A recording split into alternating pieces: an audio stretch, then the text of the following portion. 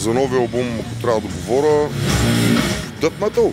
Релови крясъци, яки китари. Хубава музика. На мен си ми харесва.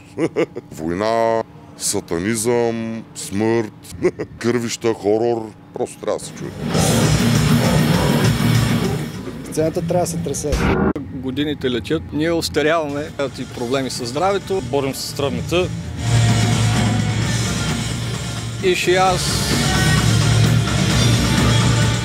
нормално за хора на възраст като нас. Общо взето, това не е живота.